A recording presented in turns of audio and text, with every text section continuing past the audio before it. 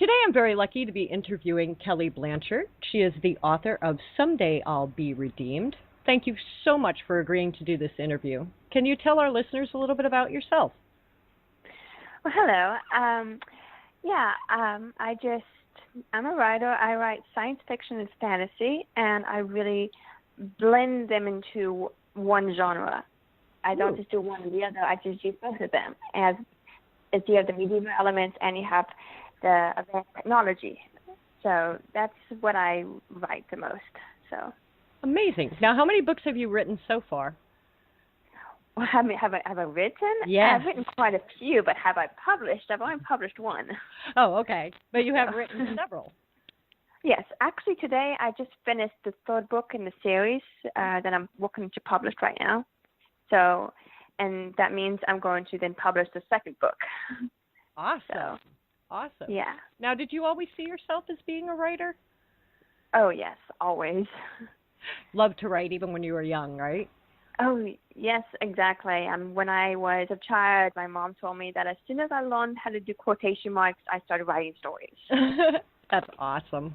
I think we really need more of that in our school systems today, more writing classes and stuff, especially considering they took out cursive, which means someday we're going to have a secret language, you know? It's like yes. It's going to be a code of some kind. Exactly. So do you do this full-time or part-time? I would say I do it full-time. I do my writing, and then, but another part of my writing is people call me the muse. Mm-hmm. So I inspire and I mentor other writers. So to me, I do it full-time. So. And that's awesome. So talking about your book, Someday I'll Be Redeemed, can you give us some insight into the main character and the storyline? Okay, the main character, his name is Lauric. He is the youngest prince of Tusculum, and he's the only prince of that kingdom that has magic, and he's a very powerful sorcerer. But he has been accused of some really bad things, but then he disappears for 10 years, and so everybody believes that he did these things. So he comes back, and he wants to redeem himself, but it's not that easy because everyone believes he did these horrible things. But he has this attitude that is, a lot of my readers describe it as very sassy, and he's just snarky. And so some people are like, I don't like him. I don't know if I like him. But then as they read on, he's kind of the gray area where he's not totally good, he's not totally bad. So he's a really fun character to engage with. Ooh, and he sounds good, too, because that's almost like a real-life thing. If you go away for 10 years, supposedly you've done a lot of things that you didn't even know you did. Exactly. Now, this may sound like a funny question, but why do you write? Why do I write? I wish I knew the answer to that, because I've always written, and it's just a part of my life. And if I don't write, I get irritated. So I guess it's just a way for me to keep my sanity. A lot of writers say that. They have to write. Otherwise, they'd go insane. Too many thoughts and stuff in their brain, and they'd lose it. Exactly. Do you ever get writer's block?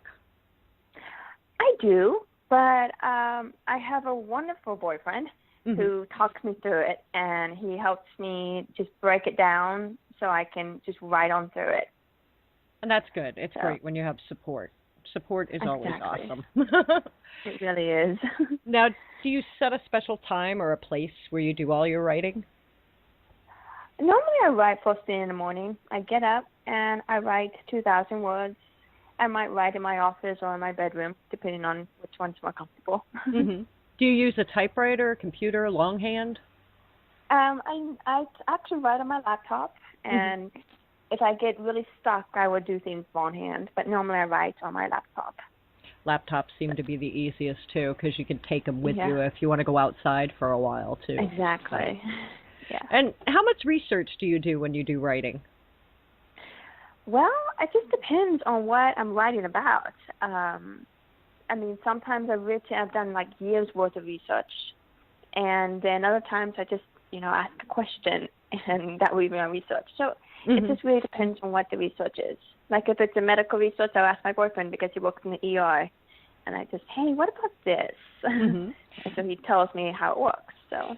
Plus, with fantasy writing, you get a little more leeway too. Everything doesn't have to be perfect, which is nice.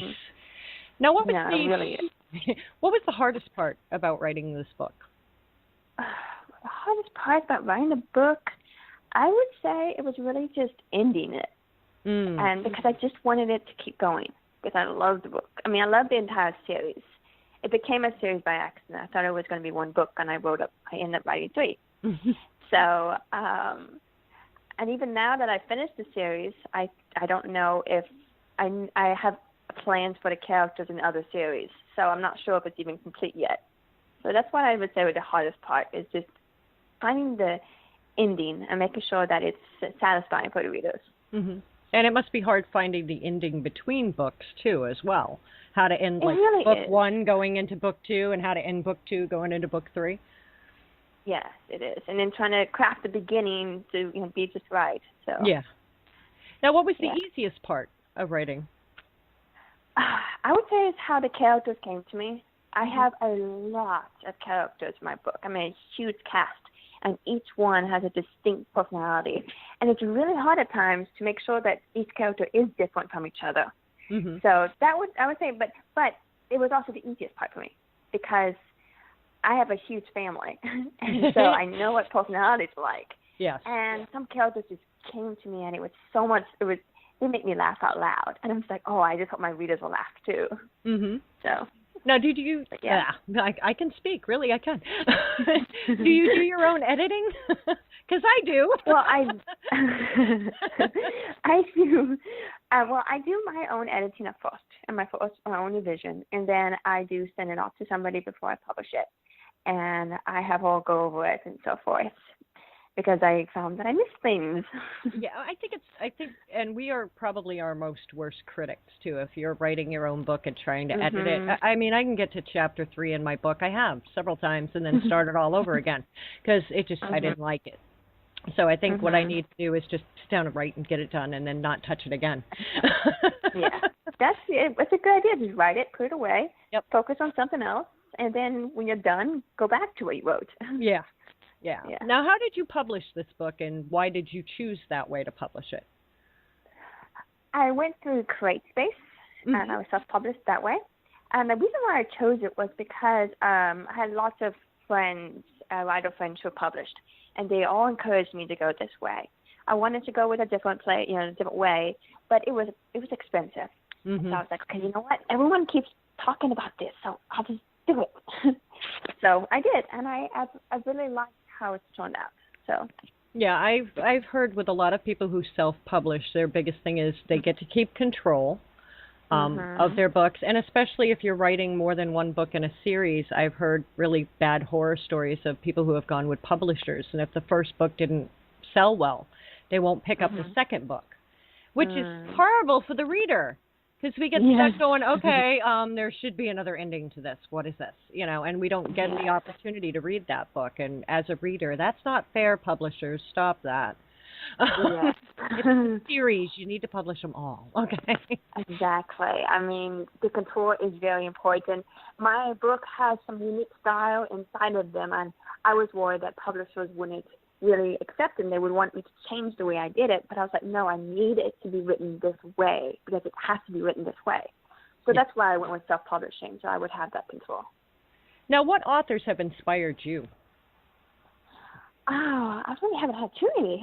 It's just because, I have so many, but I enjoy C.S. Lewis and Tolkien as well. Honestly, though, the one person I would say that's inspired me is actually a fan fiction author. And she, I tried to reach out to her once, but her name was Red Rose Knight. She was a Star Wars fan fiction writer. And for some reason, her writing style really inspired me, and it helped me create my own writing style. So it wasn't even a published author, it was a fan fiction author, I would say. And that's awesome. And it's amazing where we can find our inspiration from if we just look. Exactly. Yeah. Now, do you have a favorite book? No, I don't think I have a favorite book, unfortunately. Just because I don't have a favorite of anything. And it's hard to pick favorites. It's like asking somebody, do you have a favorite child? Do you have a favorite pet? It's like, no, exactly. no. No, I mean, I have my pets. I love my pets. I don't have a favorite. Yes. Now, for your own reading, when you do read a book, do you read an actual book or are you more into the digital? I prefer the actual book. A lot of people do. I mean, the digital is very, it's very convenient, but I prefer the physical book. Yeah, I like the way they feel and smell, and I don't know. I'm just old school. Yeah, they look awesome on the bookshop too. Exactly. You know, it gives people something to look at, and coffee tables and everything else. Yes.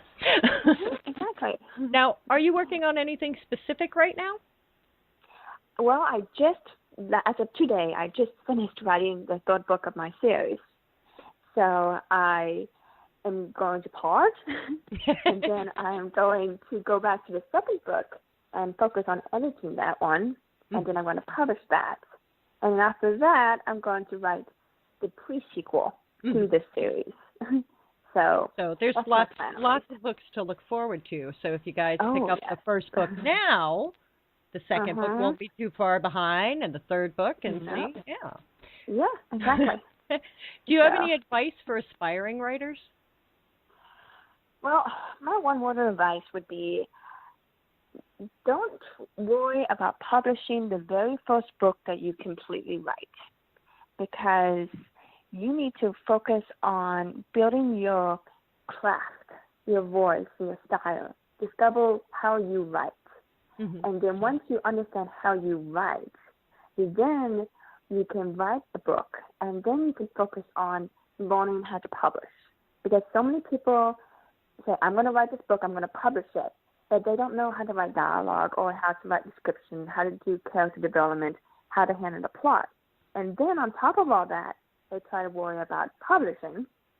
But so my advice would be, if you're just starting to write, just focused on writing, and then put it away and do it again until you're confident with your writing ability, and then publish something. That's what I would say. And that's great advice. Now, where can our listeners find your book to check it out and purchase it? They can find it on Amazon, on Kindle, iTunes, Barnes & Noble, for Nook and everything like that. Yeah, basically anywhere online. And that's great. And she needs to sell these books so she can publish the next one. So come on, guys. Buy this book up, and you'll get book number 2. Exactly. Yes, there's a whole bunch of stuff that happens in book number 2. That you're not even ready for because you haven't read book 1. So get out there and get book 1. Yes, you're looking for Someday I'll Be Redeemed. Go out there and buy this book. I want to thank you again, Kelly, for coming on here and letting us get a glimpse into your world. I thank you very much. Thank you. Thank you. And everybody stay tuned. We'll be back with more in a little bit.